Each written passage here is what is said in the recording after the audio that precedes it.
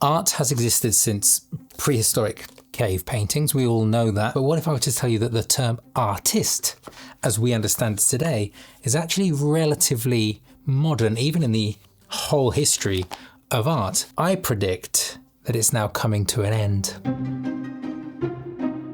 Art has always existed, and the artist as we know it has not. And I need to separate these two right at the start quite cleanly, because one is not under threat of AI at all, which is the kind of making of images or of stories or music as a way of understanding ourselves, who we are in this world and how to move through it. The one I want to speak about primarily here is the other one, which is art that puts food on the table. The person I'm going to come back to here is Leonardo da Vinci, and I'm going to propose that we are now in a position closer to how he was than we have been ever before. If you met Leonardo in Florence and go up to him and say, "Buddy, you are my favourite artist in history. Your paintings are just absolutely marvellous," and he might turn to you and say, "But I designed weapons. I studied anatomy. I designed canals. I organised huge court festivals." And you'd be like, yeah, your paintings. And he'd be like, "Oh, my scientific investigations." And you'd be like, no, never mind. Because most people who we now celebrate as artists lived before this modern concept of the artist ever even existed. And it was mainly led by two things: the Industrial Revolution and the professionalisation of knowledge. In the late 1700s, factories started sprouting up and machine manufacturing took over for the very first time. Society needed to find a way to separate this kind of handmade craft from machine-made goods. And the artisan kept the kind of practical, physical craft part of the definition. So if you use a technical skill to make something functional, like a steam engine or a pair of boots or a clock, you're an artisan. The artist kept the intellectual, aesthetic part of the definition.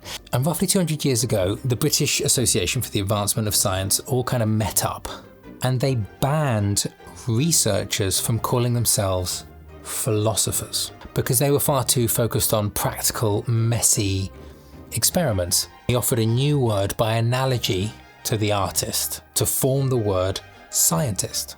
There's suddenly this hard cultural border like erected between the two worlds of the scientist and the artist. And it's really interesting because even if you read Einstein's early school reports, they're much more of a kind of artistic mind as we would know it by someone who is in the creative arts than they would be a scientist. So the whole idea of the artist as we understand it is not a permanent law of human nature. It's a very specific 200-year-old historical parentheses that opened up with the Industrial Revolution, and I now think is closing with the dawn of generative AI.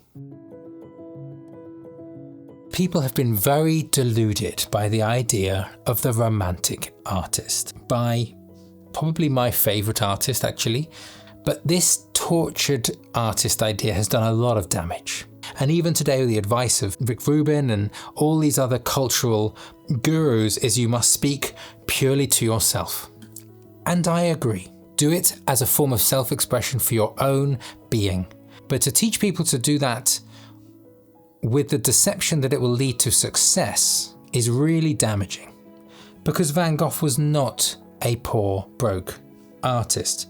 He struggled, but he was supported his entire life by his brother. Artists have always needed patrons or people of power and prestige to help them when they want to use their art to put food on the table. But when we tell young people that they can create art like this, and that the best thing they can do is be true to themselves and that they're a sellout if they work for a client, is the worst amount of snobbery. And I'm an artist and I hate the fucking art world for all of this exact reason, because this is really damaging. If you are a fine art painter who looks down on graphic designers or conceptual artists today, history is not on your side. The commissioned commercial maker is closer to what an artist has always been than you are. And here's an interesting point. People think of Michelangelo, the Divine One, and his Sistine Chapel as the pinnacle of kind of old masters of art. But he was still doing a job for a client. His client was just the church. It's been princes and popes forever. He didn't even want to do the chapel. Closer to what artists have done forever than this kind of pure idea of the artist, and that artist considers all the other commercial artists beneath them. There is a snobbery there. The end of the artist does not mean the end of human creativity, and I'm going to argue it might actually be its liberation. There are many issues with the technology of AI, which I am not addressing in this video. And they are the ethical use, the environmental impact, they are the political ramifications. I'm not debating the stolen data, and I will in future videos, and I have in many others. This is very specifically looking at the function of the tool in this revolution, assuming that it is not going away, and how artists can use their artistic temperament to thrive or to resist. Because artists have two ways of going forward now. They can either adopt and try to find a way to thrive with this technology, accepting that this is a new world and it's not going away, or they can fight and resist and focus on what they feel is truly human. I feel that the tactic of the latter is very understandable, but AI is also a huge break too, because for the first time, the person paying can now make the image without the worker. And that is very new and very frightening. I don't mean to say that it isn't. But I truly believe that the romantic concept of the artist, defined by this kind of monopoly on technical, evocative execution, strictly separated from science and utility, is a temporary historical construct of these past 200 years. And the rise of AI does not kill creativity, but it does dissolve this, what I think is very artificial barrier. The pain that artists feel is that they are no longer linked to this definition. The idea of them as the technical maker is no longer going to be relevant for them. Who pays them when artificial intelligence can take the labor of their work? Like I said at the start, the definition of the artist as food for the soul, doing something to help yourself, will not be hurt by AI, but it taking jobs will be. And the professional industries are in turmoil. And many people listening to me here think I'm very pro-AI and are very angry at my narratives here.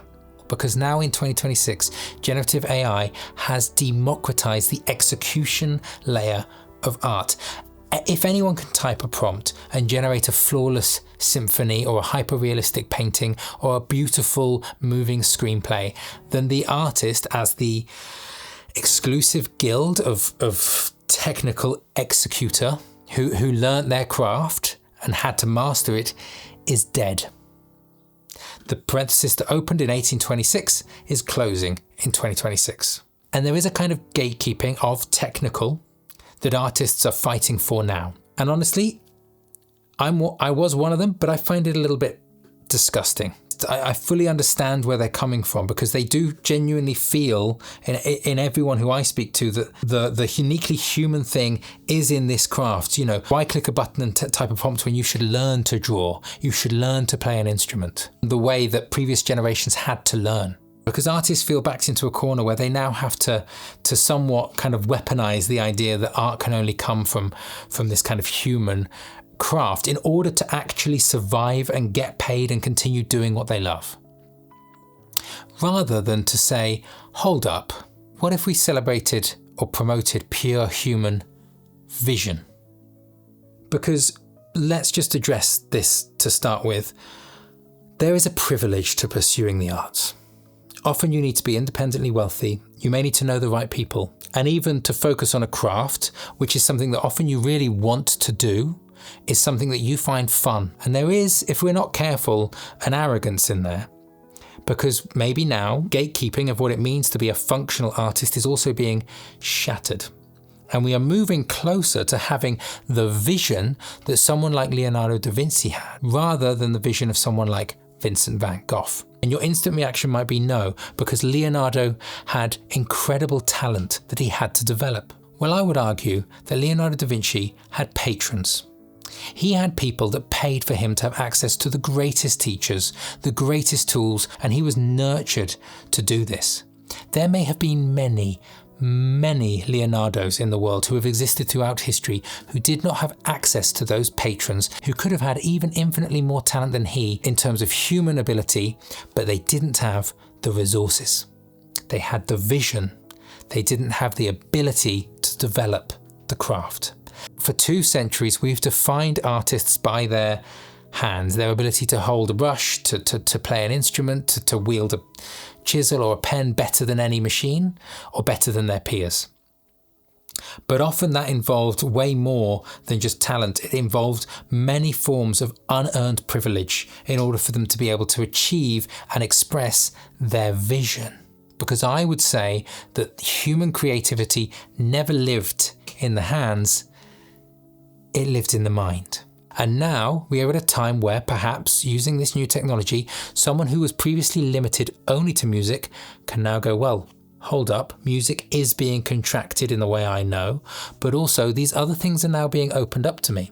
I have more access to coding, to visual arts, to poetry, to literature, to visual production, to video. We are breaking down that wall between technology, artists and science that was put up 200 years ago, where scientists can now go, hold up, I have access to forms of creativity that I didn't before, and creators have access to technology in ways they didn't either. And the 200-year-old specialized, isolated artist is over.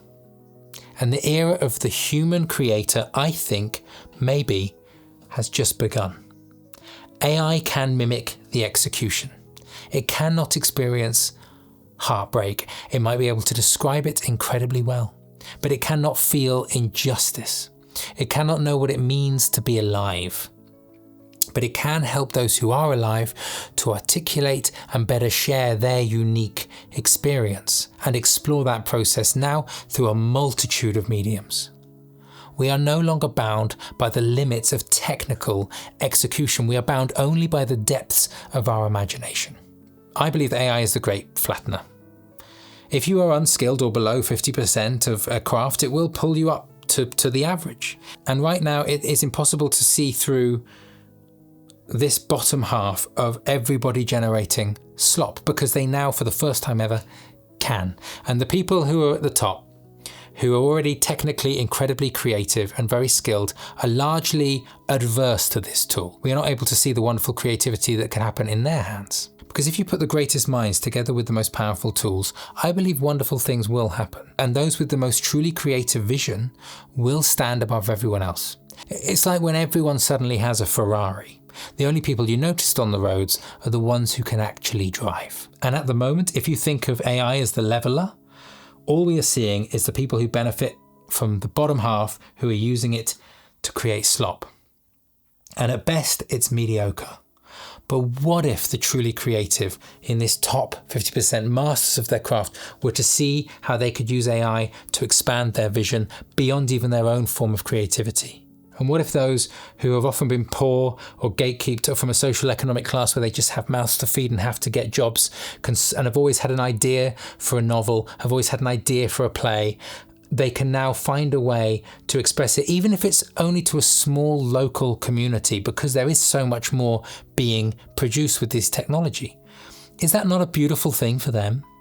And to tell them, like a hard-working mother of 4 who's never had the time to really develop her drawing skills but would love to make images, that to say that you should learn to draw is a form of gatekeeping of creativity that artists should not inflict on other artists. Because the limit to vision has up until now been technical execution, and it is no longer. So I think that the thing that we invented in the 1800s might be ending. But the thing we've been doing for 50,000 years is not. The artist will never die. The current definition, I kind of hope does. But I'm not denying the pain. I've lost work to AI. I'm speaking with many other artists who are having their work ripped off and sold using AI. The progressive, human, hopeful outlook worth fighting for, which I wish more of my fellow creative souls could get on board with is to help other people who formerly didn't even think of themselves as creative, that we may have gatekept them from a form of creativity that they can now express. We can also explore and expand our own output in a way that could lead to this incredible time, because I truly want creativity, human creativity, to flourish in the future. And on that note, I want to thank my patrons who support me on my Patreon to get these videos 1 week early. And without their support, I simply could not make these videos. As I'm sure, looking down in the comments, you can see there's a lot of resistance to the ideas I have like this. But please, try to see that I'm not against the artist here. I truly believe we can find a way if we just reframe how we look at all of this. Anyway, see you next week.